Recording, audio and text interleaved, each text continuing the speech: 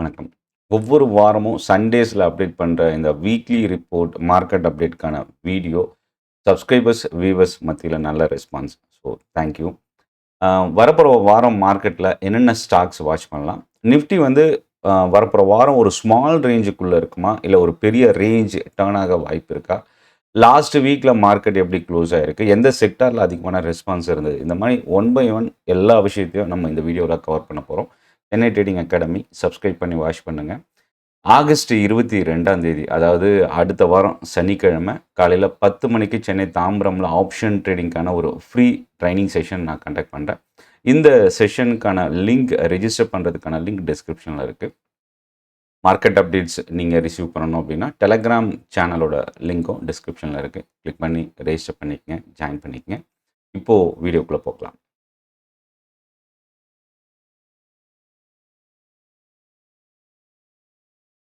First நான் last week market எப்படி முடிஞ்சிருக்கு? Broad market, sector indexes. இதில வந்து பிராட் மார்க்கெட்ட பொறுத்தவரைக்கும் மிட் அண்ட் ஸ்மால்ல வந்து ஒரு நல்ல பெர்ஃபார்ம் இருந்தது. கம்பேர் வித் லார்ஜ் கேப் இண்டெக்ஸ விட. மிட் கேப் செலக்ட் 0.8% இன்க்ரீஸ் ஆயிருக்கு ஓவரால் வீக்ல. Mid cap 100 0.5%. Next 50 index 0.3%. ஆனா ஸ்மால் கேப் வந்து நியூட்ரலா க்ளோஸ் ஆயிருக்கு. பெஞ்ச்மார்க் இண்டெக்ஸ் என்எஸ்சில நிஃப்டி 50 0.83% இன் லாஸ்ட் ஓவரால் வீக்ல ஃபால் ஆயிருக்கு. நிஃப்டி 500 0.5% டவுன்ல க்ளோஸ் ஆயிருக்கு. செக்டார் பக்கம் வரும்போது மீடியா செக்டார் தான் ஒரு ஸ்ட்ராங்கான பெர்ஃபார்மன்ஸ்.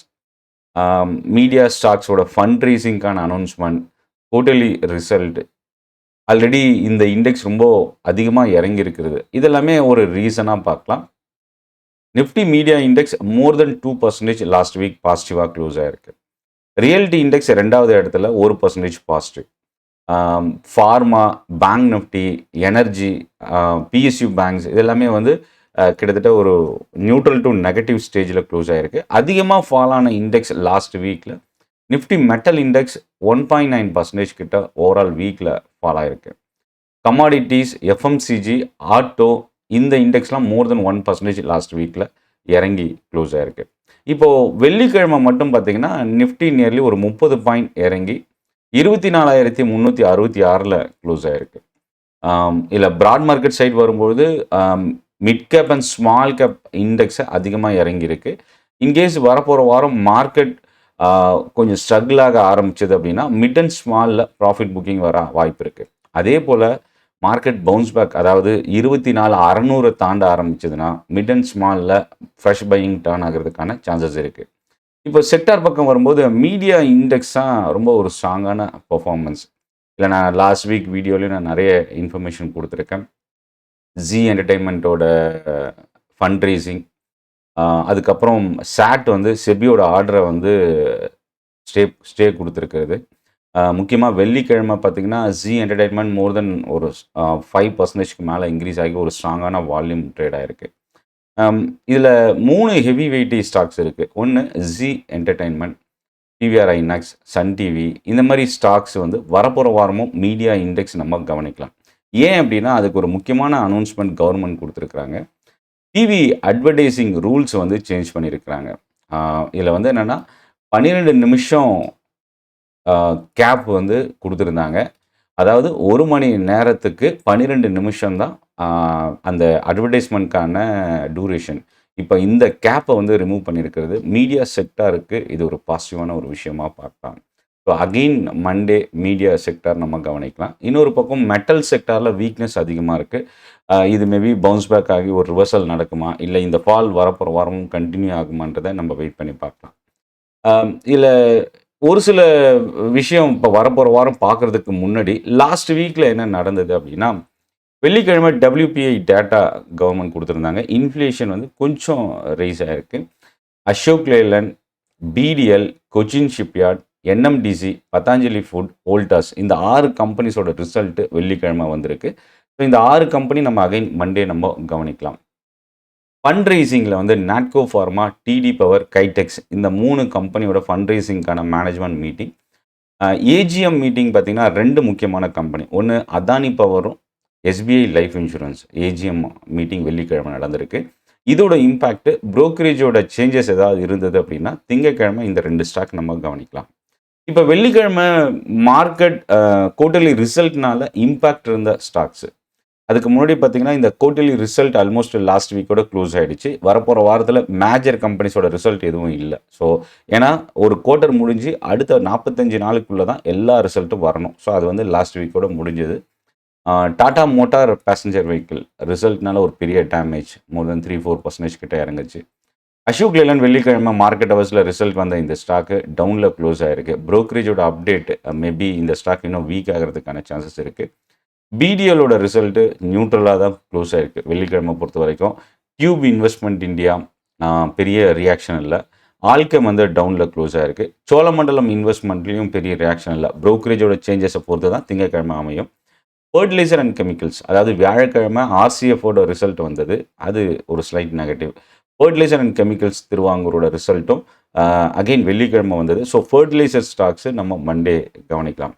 இன்னொரு விஷயம் என்னென்னா இந்துஸ்தான் பெட்ரோலியம் நியர்லி ஒரு 5% கிட்ட வெள்ளிக்கிழமை ஃபால் ஆயிருந்தது. ஸோ செல்லிங் ப்ரெஷர் ரொம்ப அதிகமாக இருந்தது. மண்டே நம்ம கவனிக்கலாம். இதை தாண்டி ரிசல்ட் இம்பேக்டில் அதிகமாக ஃபால் ஆன இன்க்ரீஸ் ஆன ஸ்டாக்ஸ் வரும்போது எல்ஜி இந்தியாவோட ரிசல்ட் ரொம்ப ஒரு ஸ்ட்ராங்கான ரிசல்ட். மேனேஜ்மெண்ட் கமெண்ட்ரி நல்லா கை கொடுத்துருந்தது. 9% இன்க்ரீஸ் ஆயிருந்தது. அதே போல் எல்ஜி எக்யூப்மெண்ட்ஸ் 6% இன்க்ரீஸ் ஆயிருந்தது. ஹோனஸா கன்சூமர் அதாவது ஃபர்ஸ்ட் கிரைன்ற ஸ்கிரிப்டோட parent company 4% positive. Praj industries 4% ரொம்ப ஒரு ஸ்ட்ராங்கான வால்யூமோடு நடந்திருக்கு. நெகட்டிவ் சைடில் ஒலக்ட்ரா கிரீன் டெக் 5% இந்த ஸ்டாக் ஃபால் ஆயிருக்கு. ஸோ இதெல்லாம் வந்து நம்ம லாஸ்ட் வீக்லேருந்து வரப்போகிற வாரம் என்னென்ன ஸ்டாக்கை நம்ம ஃபாலோ பண்ணலான்றதுக்கான ஒரு ஃபோக்கஸ். வெள்ளிக்கிழமை மார்க்கெட்டில் பார்த்தீங்கன்னா எஃப்ஐஎஸ் வந்து பையராக தான் க்ளோஸ் பண்ணியிருக்கிறாங்க. நியர்லி 508 கோடி ரூபா 508 கோடி ரூபா அளவுக்கு பை பண்ணியிருக்கிறாங்க. திங்கக்கிழமை கவர்மெண்ட்டோட ஒரு முக்கியமான அனௌன்ஸ்மெண்ட் என்ன அப்படின்னா வின்ஃபால் டேக்ஸை வந்து 0 பண்ணியிருக்கிறது. இது யாருக்கு பெனிஃபிட் அப்படின்னா ரிஃபைனரி ஸ்டாக்ஸுக்கு இது benefit. Reliance industries, MRPL, ONGC, Chennai petroleum இந்த ஸ்டாக்ஸ் எல்லாம் நம்ம மண்டே கவனிக்கலாம். அதே போல் டெலிவிஷன் அட்வர்டைசிங் ரூல்ஸ் சேஞ்ச் பண்ணியிருக்கிறது. மீடியா ஸ்டாக்ஸ் நம்ம கவனிக்கலாம். வோல்டாஸ் ரிசல்ட் மார்க்கெட் முடிஞ்சதுக்கப்புறம் கொடுத்துருக்குறாங்க. நியர்லி ப்ராஃபிட் 52% இன்க்ரீஸ் ஆகிருக்கு. வால்யூம் பார்த்திங்கன்னா 45% இன்க்ரீஸ் ஆகிருக்கு. ரெக்கார்டு ஹை சேல்ஸ் கொடுத்துருக்குறாங்க வோல்டாஸு. 214 கோடி ரூபா வோல்டாஸோட ப்ராஃபிட் கடந்த குவார்ட்டரில் ஜான்வரி டு மார்ச் வரைக்கும் ஏப்ரல் மே ஜூனில். இது ரெவன்யூ பார்த்திங்கன்னா நியர்லி 19% இன்க்ரீஸ் ஆகிருக்கு. பதாஞ்சலி ஃபுட்ஸோட குவார்ட்டர்லி ரிசல்ட் 86% Q1 வந்து ப்ராஃபிட் இன்க்ரீஸ் ஆகிருக்கு. அடுத்து ஒரு பிளாக் டீல் மண்டே கொடுத்துருக்குறாங்க. எம்பசி REIT பெயின் கேபிட்டல் வந்து கம்ப்ளீட்டாக வச்சுருந்த பேலன்ஸ் இருந்த ஷேர் ஹோல்டிங்ஸை வந்து செல் பண்ண போகிறாங்கன்ற news. Nearly 5.64% shares. So embassy REIT நம்ம கவனிக்கலாம். HAL பார்ட்னர்ஷிப் டீல் அதானி டிஃபென்ஸும் BMLோட. ஸோ BML வாட்ச் பண்ணலாம், HAL வாட்ச் பண்ணலாம் மண்டே மார்க்கெட்டில். MFSLோட மேனேஜ்மெண்ட் கமெண்ட்ரி ரொம்ப இம்பார்ட்டன்ட். லாஸ்ட் வீக் ரிசல்ட் வந்த இந்த ஸ்டாக்கில் கமெண்ட்ரி கொடுத்துருக்குறாங்க மேனேஜ்மெண்ட்டோட guidance. So again Monday MFSL watch பண்ணலாம். ஸ்னைடர் எலக்ட்ரிக் இந்த கம்பெனியோட ரிசல்ட்டு 70% கிட்ட ப்ராஃபிட் ட்ராப் ஆகிருக்கு. 41 கோடியிலேருந்து 12 கோடி ரூபா அளவுக்கு ப்ராஃபிட் குறைஞ்சிருக்கு. ரெவன்யூ 5% கிட்ட இன்க்ரீஸ் ஆகிருக்கு. மார்ஜினில் வந்து பாதிக்கு மேலே குறைஞ்சிருக்கு. ஸோ இது ஒரு நெகட்டிவ் ரிசல்ட்டு. NMDC ஸ்டீலில் வந்து கிட்டத்தட்ட 98% ப்ராஃபிட் இன்க்ரீஸ் ஆகிருக்கு. ஆனால் ரெவன்யூ 9% மட்டுமே ரைஸ் ஆகிருக்கு. மார்ஜின் ட்ராப் ஆகிருக்கிறதும் இந்த கம்பெனிக்கு இது நெகட்டிவ். கொச்சின் ஷிப்யார்டில் 28% ப்ராஃபிட் ஃபால் ஆகிருக்கு. ரெவன்யூ 7% குறைஞ்சிருக்கு. 23.9% இருந்த மார்ஜின் 17.3 குறைஞ்சிருக்கு. ஸோ இந்த ரிசல்ட் இம்பாக்ட்னு ஒரு நெகட்டிவாக பார்க்கலாம். ஜூபிட்டர் வேகனில் நியர்லி 14% ப்ராஃபிட் குறைஞ்சிருக்கு. ஆனால் ரெவன்யூ 46% இன்க்ரீஸ் ஆகிருக்கு. இது ஒரு neutral to positive result. Jackal prepaid 33% profit குறைஞ்சிருக்கு. ரெவன்யூ 27% கிட்ட நியர்லி இன்க்ரீஸ் ஆகிருக்கு.